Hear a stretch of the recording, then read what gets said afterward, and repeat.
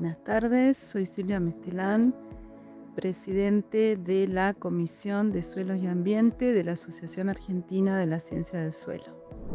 Desde esta comisión y desde la Comisión de Química de Suelos queremos invitarlos a experimentar el registro que hemos recuperado de 3 comunidades originarias de nuestro país, donde muestran su cosmovisión en relación al ambiente y en particular respecto de los suelos y la producción. Yo soy Marie Inché Delia Caniumir.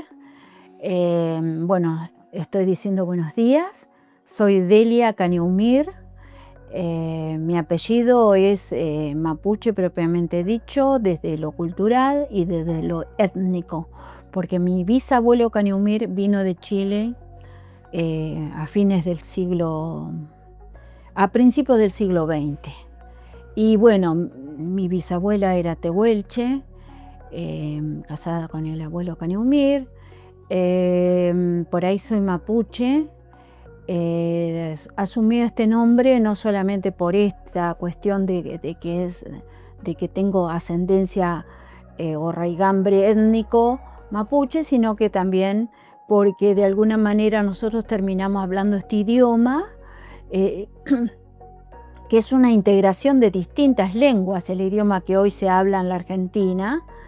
Y entonces, ¿cómo se dice gente de la tierra? Se dice mapuche.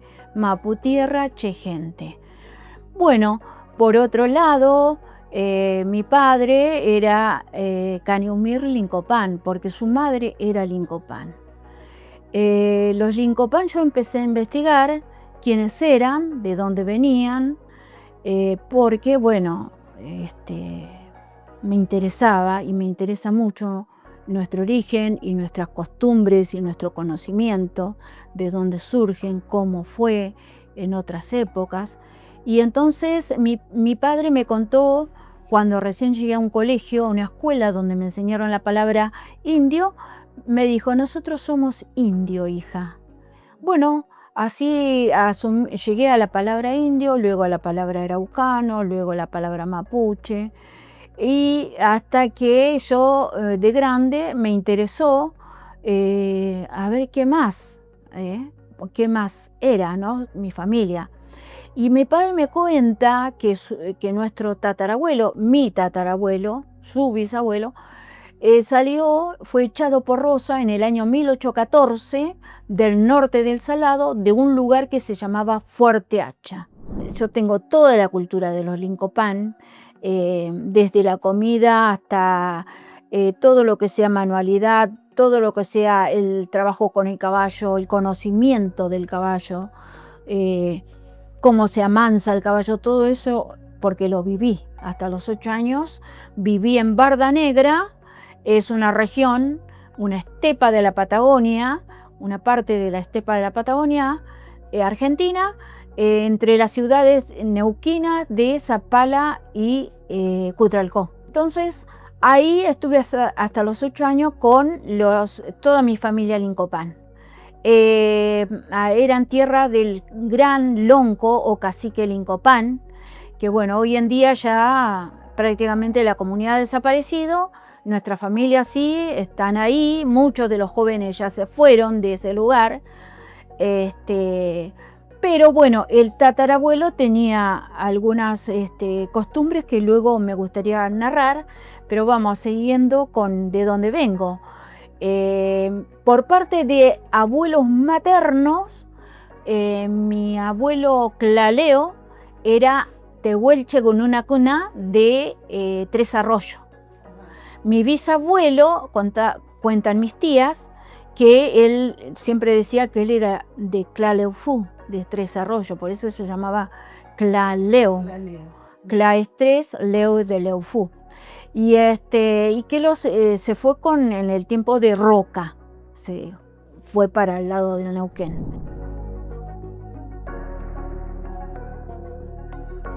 El tata viejo, como le decían al tatarabuelo, establecidos ahí en Barda Negra, toda la comunidad de los que pertenecían al cacique Lincopán, era él el gran cacique, así que había, bueno, tengo por ahí todos los nombres de la gente de la comunidad, no todo era Lincopán, la familia Lincopán estaba, pero después habían otros. Bueno, él hacía tratado con hizo muchos tratados con el gobierno nacional. Entonces el gobierno nacional les proveyó de herramientas para la agricultura. Eso cuando mi tatarabuelo cruza Chile, porque es disparado, echado por Rosas, vuelve a los 2 años, se queda 2 años en Chile y vuelve a la Argentina, pero nunca más vuelve a la provincia de Buenos Aires, al norte del Salado, donde era originario. Se quedan ahí en Barda Negra, esta región que es entre Zapala y Cutralcó. Entonces, ellos toman la barda que es arriba. Si vos vas para Zapala, hacia la izquierda vas a ver una barda así. Terraza es de arriba. Sí, entonces es una meseta. Arriba es como una mesa. Allá arriba, yo no conozco, nunca fui, pero quedó una estancia ahí, de Otto Bergholzel, algo así se llamó, un alemán. Ahí arriba ellos tomaron la mejor tierra. Había arroyos, ríos, lagunas, un pastizal hermoso de alto. Ellos se fueron y se establecieron ahí con sus animales. Él, haciendo tratado con el gobierno nacional, consiguió para la comunidad, para su comunidad, todas las herramientas agrícolas. Y ellos sembraban desde trigo, maíz, cebada, alfalfa, todas esas, y después para la alimentación común. Todos los elementos agrícolas quedaron en esa estancia que le habrán usado el alemán. Ellos se quedaron sin ningún elemento, se vinieron abajo, apenas trajeron los animales, e hicieron sus casas de adobe, de barro, y bueno, y instalaron la huerta. El abuelo hizo su huerta. ¿Cómo era? Así en una bajada hizo un pozo, escarbó abajo, hizo un pozo donde salía el agua, hizo una canaleta que salía el agua así, corría como un arroyo, y luego hizo, yo me gustaría después dibujarle, porque lo había dibujado, hizo 2 canaletas que salían de ese canal, 2 canaletas así, que se juntaban acá, en el medio hizo toda la huerta, y ahí ponía zapallo, sandía, todo tipo de verduras, en el medio, donde fue todo canalizado, y esos 2 canales así que grandes, mayores, lo juntó abajo y lo siguió haciendo correr para más abajo, y eso sirvió primero para aguada de los animales, para baño de las ovejas y otros animales, y tenía todo, yo conocí eso, tenía todo organizadito, hecho los pozos, hecho todo con piedras bien acomodadas, todo hacia alrededor, los pozos donde metían las ovejas para limpiarlas, desparasitarlas, bañarlas, y habían varios corralitos hechos todos, pero muy bien hechos. Y la canaleta grande donde tomaban agua los animales, las vacas, las ovejas, las chivas, los caballos. Ellos eran de tener muchos caballos. Tenían una tropilla de ariscos y una tropilla de mansos. Así trabajó el abuelo, nunca le faltaba alimentos, y cuando había algo que no tenían, ellos se juntaban con los vecinos. Unos vecinos se dedicaban más a la fruta, por ejemplo, que el abuelo no se dedicaba tanto a los árboles frutales. Entonces iban con la familia, iban con un carro, iban a visitar al vecino que estaba de aquí a, no sé, acá a 6, 7 kilómetros, 10 más, no, porque más o menos esas son la distancia que hay entre vecino y vecino. Y esa gente capaz que se ocupaba de la fruta. Entonces ellos llevaban lo que tenían. Ellos tenían grasa, los Lincopán tenían mucho, toda la cultura del caballo, del cuero lo tenían.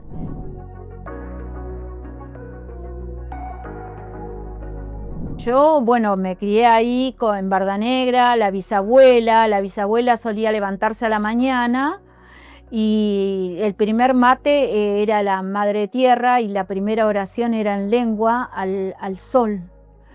Nosotros tenemos una gran veneración al sol. Nosotros somos solares.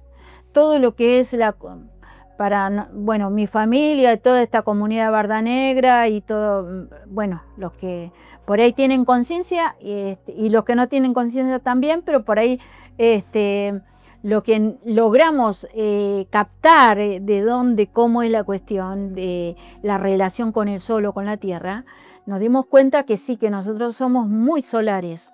La abuela, la bisabuela se levantaba y era su primera oración al Padre Sol, y la primera bebida, que era el mate, a la Madre Tierra. Y en mi familia, por ejemplo, hasta mi papá se hacía un asado, y cuando se comía afuera, por ejemplo, el primer sorbo de la bebida que tomaban iba a la tierra.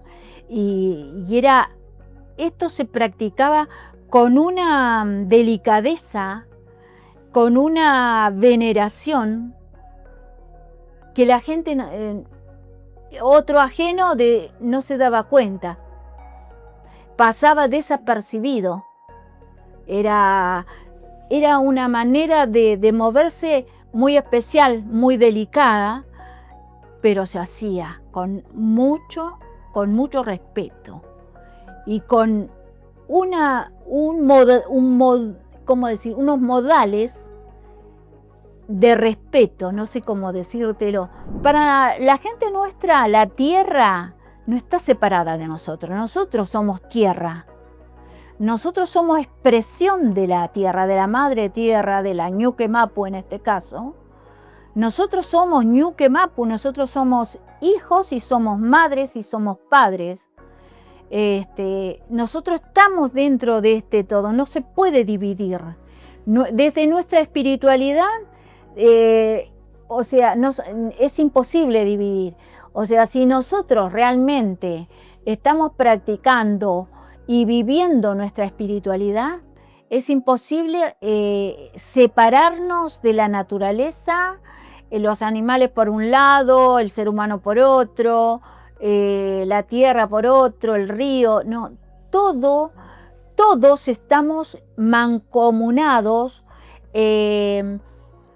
como viviendo de una misma energía. Porque esa energía, que es el Nehuen, está en todos los elementos. Está en la tierra, pero la tierra te alimenta. Uno se para y se para bien, y la energía entra por el cuerpo, por los pies, y se expresa en nuestro rostro, en nuestras manos.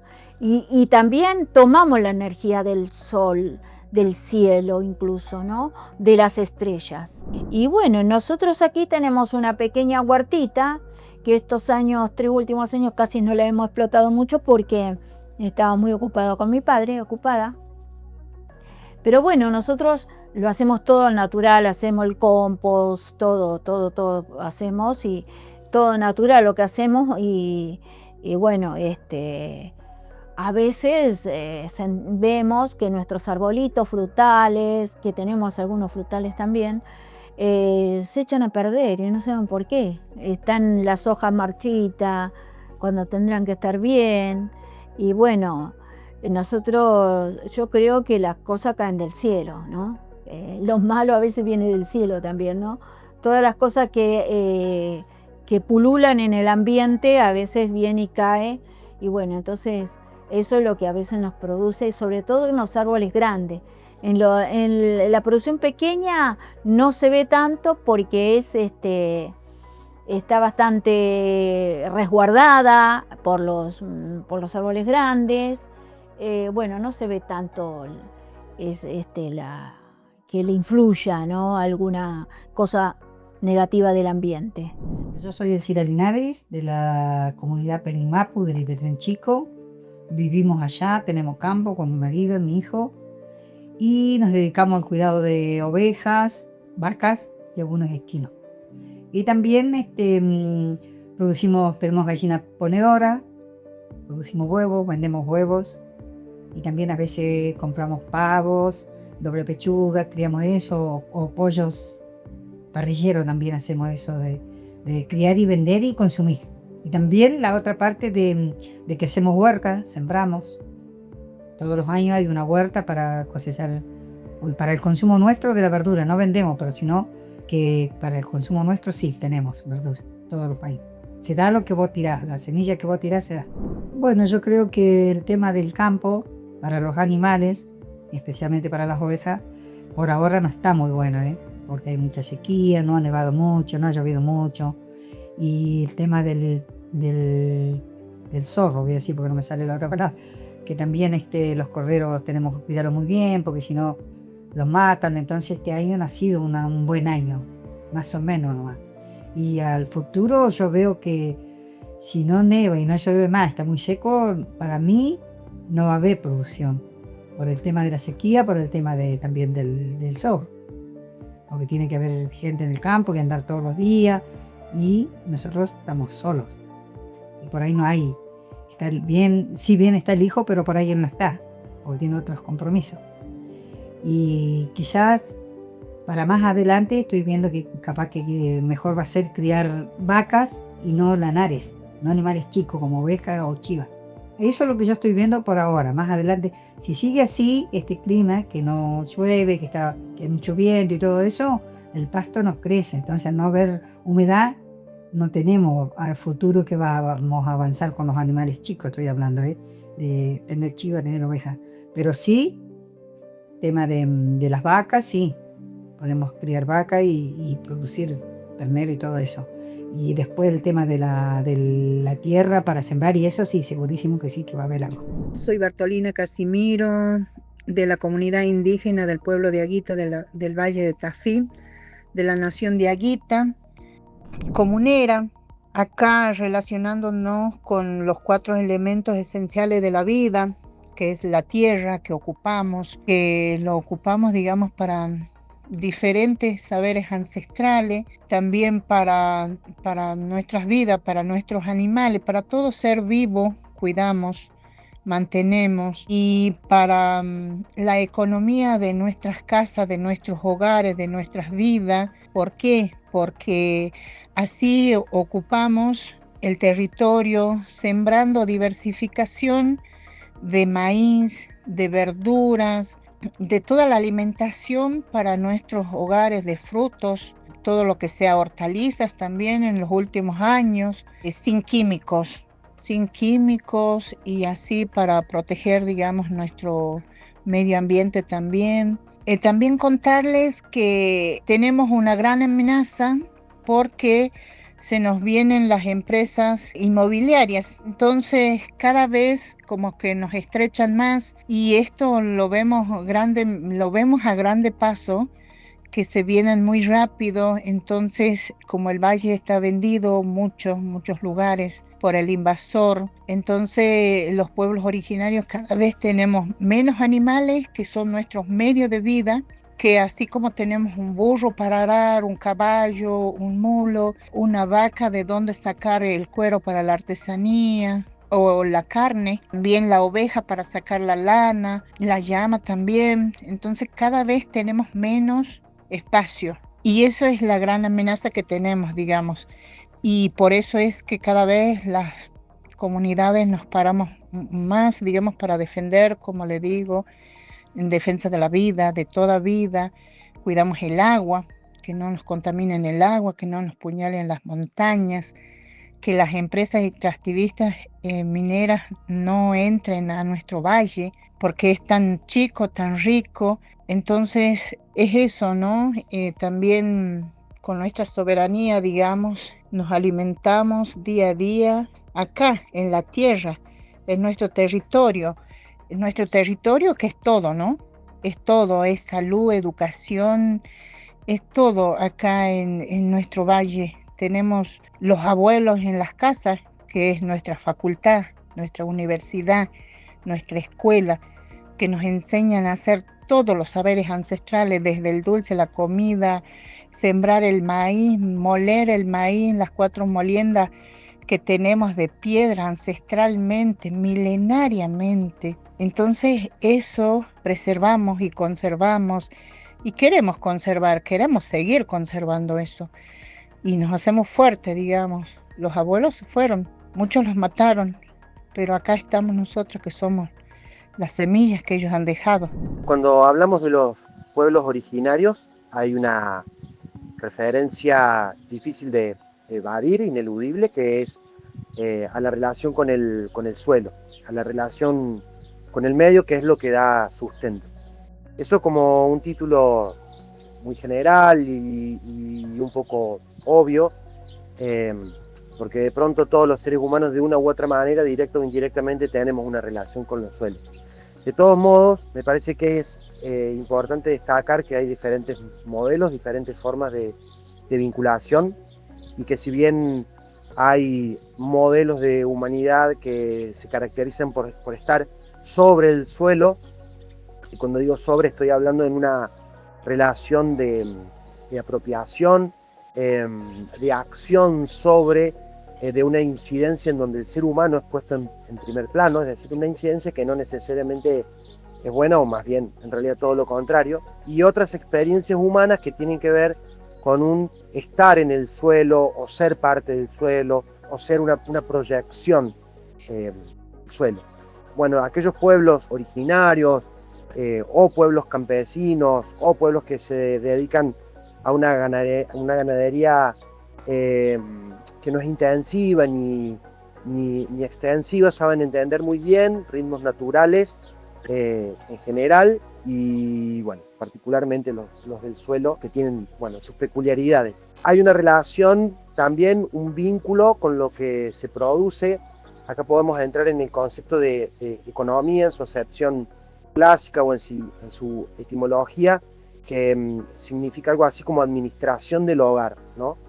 ¿Cómo gestiono los recursos que necesito para vivir, que necesita mi comunidad para reproducirse en lo material, pero también en lo simbólico, en lo cultural, etc.? Acá es donde me parece que al incorporar la palabra economía y la palabra comunidad, la idea de suelo se transforma en tierra. El suelo sigue siendo tal a partir de un montón de variables técnicas, científicas, productivas en sí, pero hay una relación antropológica tal con los pueblos originarios que se transforma en tierra, ¿no? Tierra es una palabra que se ha transformado en una expresión de fuerte contenido político en las últimas décadas, no solamente en América Latina, donde podemos incluir a pueblos originarios, a campesinos, o a decir de Bartra en algunas regiones campesindios, sino en otras partes del mundo, como por ejemplo África, ¿no? ¿Qué quiero decir? Que hay una lucha permanente por seguir siendo parte de la tierra, por seguir siendo parte de eso que da vida y que da sustento y que fundamenta, ¿no?, la existencia de una comunidad desde lo cultural, y seguir precisamente viviendo a esta cuestión de economía como un aspecto soberano, es decir, que el propio pueblo decida qué producir, cómo producirlo, y acorde también a sus necesidades y a lo que es una marca cultural, histórica, identitaria. Entonces repasamos, tenemos diferentes elementos, ¿no? Hay diferentes maneras, diferentes modos de imbrincarse en el suelo, y ese suelo se hace tierra a partir de una relación antropológica. Y ese concepto tierra, bueno, tiene una dimensión cultural, tiene también una dimensión política. Cuando el suelo deja de ser solamente un conjunto de variables que van en el plano de lo biológico, de lo geológico, etcétera, lo cual es fundamental, ¿no?, para entender la cuestión del suelo desde una perspectiva ampliada. Pero digo, cuando aparece el ser humano en su presencia y en su vínculo antropológico, es cuando podemos decir que aquellos pueblos que están desde el suelo, que son una prolongación del suelo, que entienden su lenguaje, el suelo no es algo meramente exterior, no es solamente un sustento, sino que adquiere una dimensión humana que puede entrar en el plano de lo sagrado, ¿no? Esto de entender a lo que nos sostiene, así como a las fuerzas biológicas en general, como algo frente a lo cual el ser humano está a su merced. Acá entramos un poco en el plano de Rodolfo Kusch, un filósofo latinoamericanista que va a hablar de los pueblos que están en oposición a los pueblos que viven desde el ser, que serían aquellos que están sobre la tierra, que ejercen una acción. Los pueblos que están en la tierra, o que están en sus dimensiones, sus diferentes dimensiones de la vida, entienden sus ciclos naturales, los ciclos naturales de las fuerzas naturales, y se entienden a merced de esas fuerzas, ¿no? Pueden entenderlas, pueden considerarlas como sagradas, como muy importantes, pero no pueden afectarlas con la técnica. Es decir, no entra el plano de la agresión o de la modificación en profundidad sobre eso que da la vida. Que se perpetúe todo aquello que da la vida es una manera de que la comunidad pueda mantenerse con vida. No hay una dimensión especulativa en esto, ¿no? No es una cuestión de que las comunidades, en términos generales, esto es teóricos, ¿no? Las comunidades dicen, vamos a proteger la tierra para poder seguir viviendo. Sería una lectura un poco mezquina, ¿no? El fundamento se halla, quizás, el fundamento, retomo esta idea de lo étnico, el fundamento se encuentra en que somos parte de ese conjunto, ¿no? Somos un elemento integral de todo lo que hace la vida en el planeta, ¿no? Bueno, la importancia de entender al suelo desde sus diferentes dimensiones, incluye la humana, y es por eso tan importante poder escuchar a estos pueblos que se proyectan desde el humus, ¿no? Que desde el páramo abrazan el cosmos. Bueno, esa es la importancia de poder considerar estos elementos para poder conectarnos desde otro lugar con el espacio que habitamos, nos sostiene y que nos habita a nosotros a su vez. Esperamos que la recuperación de estas visiones ayude a enriquecer nuestra mirada del suelo y el ambiente.